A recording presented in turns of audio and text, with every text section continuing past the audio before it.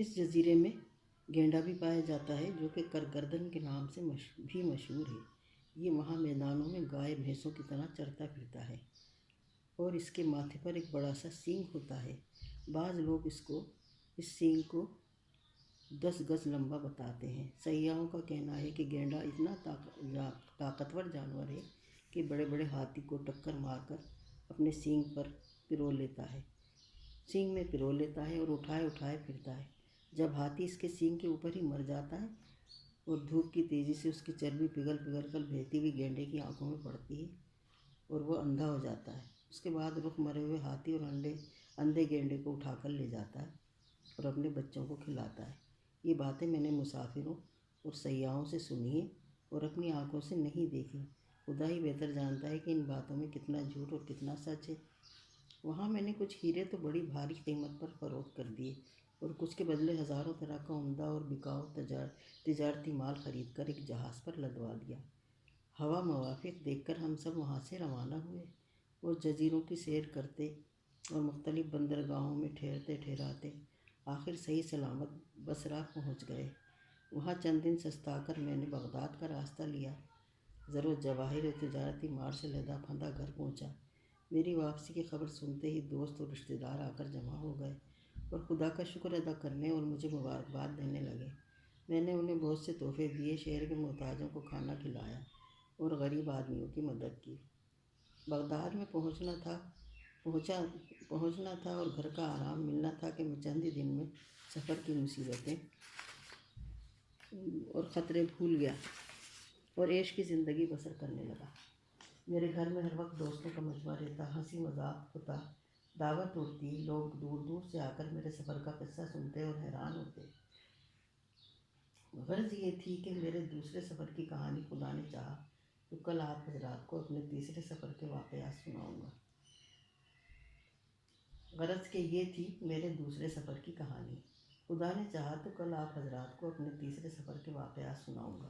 یہ کہہ کر سندباد جہازی چپ ہو گیا۔ شام ہو چکی تھی۔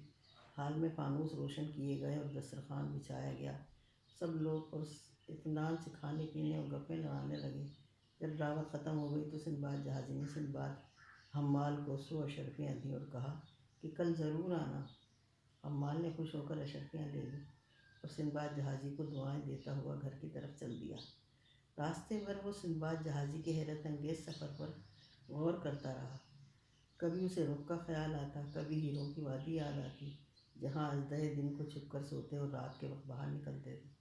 رات کو وہ اپنے گھر میں سویا اور اگلے دن فجر کی نماز پڑھ کر سندباد جہازی کی حویلی کی طرف چل دیا۔ سندباد جہازی نے اسے خوش آمدید کہا۔ تھوڑی دیر بعد باقی مہمان بھی آ گئے۔ سب لوگوں نے جی بھر کر دعوت کھائی۔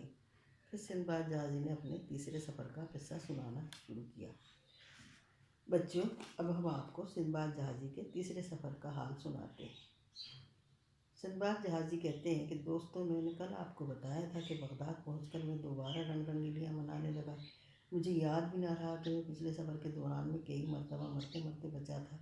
دن رات گپ لڑانے اور دعوتیں اڑانے کے سوا مجھے کوئی کام نہ تھا۔ چند مہینے تو آرام سے گزر گئے، اس کے بعد میرا دل گھر بیٹھنے سے گھبرانے لگا۔ مجھے تو سیر سپاٹے کا چسکا لگ گیا تھا۔ آخر مجھ سے رہا نہ گیا۔ پچھلے خطروں کو بھول بھال کے میں نے سفر کی تیاری شروع کر دی۔ بازار سے عمدہ اور نادر مال خریدا اور سامان سے لدا پھندا دریائے دجلہ کے راستے بصرہ پہنچا۔ بندرگاہ میں ایک جہاز نظر آیا جس پر بہت سے دولت مند سوداگر اور دیندار مسافر سوار تھے۔ پتہ چلا کہ جہاز آج کل میں روانہ ہوا چاہتا ہے۔ میں سامان لدوا کر اس جہاز پر سوار ہو گیا۔ ہوا موافق تھی اور ہم خیر و عافیت سے سفر کرتے چلے گئے۔ کبھی اس جزیرے پر 2 دن ٹھہرنا، کبھی اس بندرگاہ پر 4 دن رکنا، گویا سیر کی سیر اور تجارت کی تجارت۔ اس طرح چلتے چلاتے ایک دفعہ ہم سمندر میں کافی دور نکل گئے۔ جدھر نظر دوڑاتے نیلی نیلی لہروں کی ریل ریل اور نیلے آسمان کے سوا کچھ دکھائی نہ دیتا۔ ایک دن جہاز کا کپتان کھڑا آنکھوں پر ہتھیلی کا سایہ کیے سامنے افق کا جائزہ لے رہا تھا کہ یکایک اس نے زور کی چیخ ماری، پگڑی اتار پھینکی اور پاگلوں کی طرح اپنی داڑھی نوچنے اور کپڑے پھاڑنے لگا۔ ہم سب دوڑ کر اس کے گرد اکٹھے ہو گئے، پوچھنے لگے کہ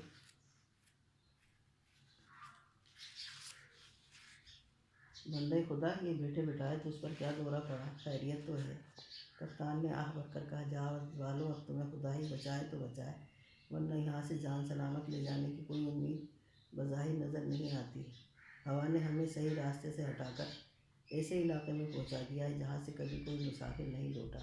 سامنے جو جزیرہ نظر آ رہا ہے اس کا نام ہے جبل الزغب ہے۔ یہاں بالشتیوں کی ایک قوم آباد ہے جو انسانوں سے زیادہ بندروں اور لنگوروں سے مشابہ ہے۔ سنا ہے یہ کسی مسافر کو زندہ نہیں چھوڑتے۔ افسوس ہم تباہ ہو گئے۔ کپتان کی باتیں سن کر ہمارے چھکے چھوٹ گئے۔ سمجھ میں نہیں آتا تھا کہ کیا کریں اور کدھر جائیں۔ ہوا زبردستی ہمیں جزیرے کی طرف لیے جاتی تھی۔ جب ہمارا جہاز ساحل کے قریب پہنچ گیا تو آنن فانن جنگل میں ہزاروں بندر نما چھوٹے قد کے جنگلی چیخیں مارتے نمودار ہوئے اور سمندر میں کود کود کر جہاز کی طرف تیر کر آنے لگے۔ ایسا لگتا تھا جسے کوئی ٹڈی دل چلا آ رہا ہے۔ ذرا سی دیر میں وہ جہاز پر چڑھائے اور تعداد میں اتنے تھے کہ ہماری ہمت نہ ہوئی کہ انہیں روکے ٹوکے۔ ڈر یہ تھا کہ اگر ہم نے انہیں کچھ کہا تو کہیں یہ غصے میں آ کر ہمیں مار نہ ڈالیں۔ اس وقت جو جہاز کا منظر تھا وہ بیان نہیں ہو سکتا۔ ہر طرف کالے کلوٹے زرد زرد آنکھوں والے بالشتی دانت نکالے چیخیں مارتے ہوئے دوڑے پھر رہے تھے۔ ان کی بندروں جیسی شکلیں دیکھ کر کرفت بولی سن کر دل دہلا جا رہا تھا۔ دیکھتے ہی دیکھتے وہ مستولوں پر چڑھ گئے اور اپنے دانتوں سے چبا کر بادبانوں کی رسیاں کاٹ ڈالیں۔ اتنے میں جہاز خشکی کے پاس پہنچ چکا تھا۔ انہوں نے ہمیں اٹھا کر ساحل پر پھینک دیا۔ تھوڑی دیر بعد دوسرے سمت سے زور کی ہوا چلنے لگی۔ وہ جہاز دھکیلتے ہوئے دور تک لے گئے۔ جب وہ ہوا کی زد میں آ گیا تو اس پر چڑھ کر بیٹھ گئے۔ ہوا جہاز کو ہانک کر ایک طرف لے گئی اور رفتہ رفتہ وہ ہماری نظر سے ہمیشہ کے لیے اوجھل ہو گیا۔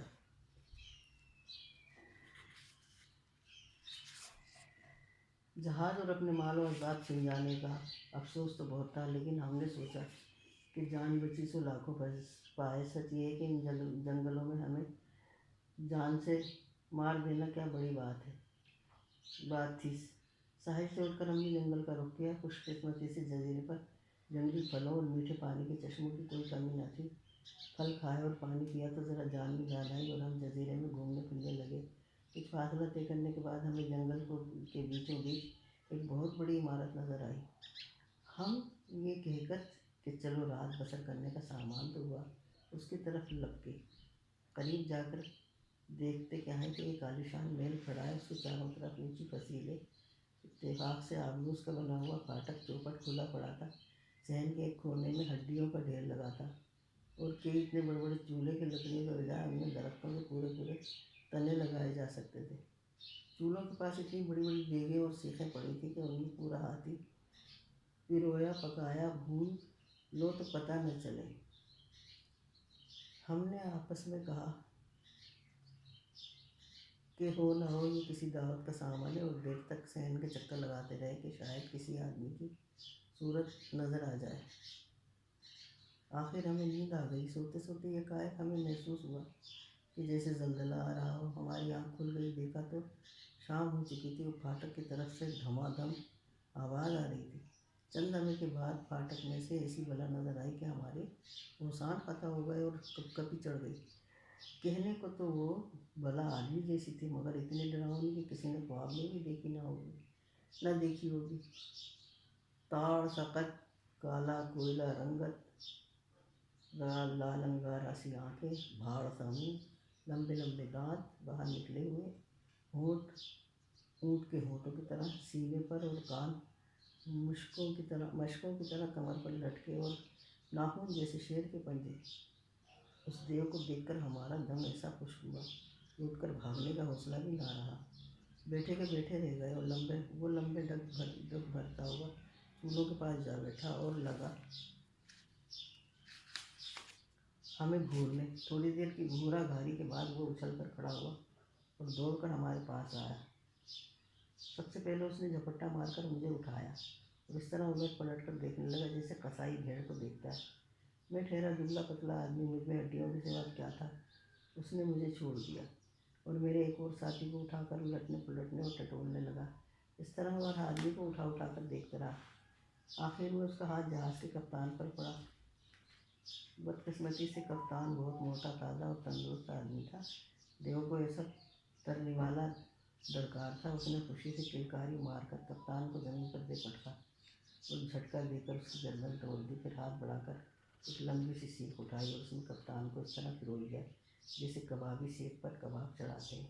اس کام سے فارغ ہو کر اس نے ایک چولہے میں منو لکڑی جھونک کر آگ جلائی، اس پر کپتان کو اچھی طرح بھونا۔ جب کپتان بھن کر تیار ہو گیا تو آلتی پالتی مار کر بیٹھا اور اپنے لمبے ناخنوں سے گوشت نوچ نوچ کر کھانے لگا۔ اس آدم خور دیو کا ظلم و ندیدپن دیکھ کر ہمارا جی متلانے لگا۔ مختصر یہ کہ اس نے ہمارے سامنے کپتان کو خوب مزے لے کر کھایا اور بچی کچی ہڈیاں اس کونے میں پھینک دی جہاں پہلے سے ہڈیاں جمع تھیں۔ وہ پھر چولہے کے پاس ہی لیٹ کر سو گیا اور اس کے خراٹے رات بھر ہمیں تنگ کرتے رہے۔ جب وہ خراٹا لیتا تو ایسا معلوم ہوتا جیسے پہاڑ پر سے پتھر لڑک رہے ہوں۔ صبح تک وہ سوتا رہا، پھر اٹھ کر چلتا بنا۔ جب وہ دور نکل گیا تو ہم آپس میں باتیں کرنے لگے۔ میں نے کہا کاش ہم سمندر میں ڈوب جاتے یا بندر ہمیں مار ڈالتے، اس طرح آگ پر بھونے جانے سے تو بچ جاتے۔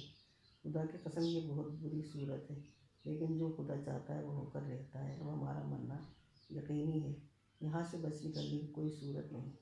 یہ کہہ سن کر ہم اٹھے اور جزیرے میں کوئی چھپنے کی جگہ اور یا وہاں سے بھاگ نکلنے کا راستہ تلاش کرنے لگے، مگر ہمیں نہ راستہ ملا نہ چھپنے کی جگہ۔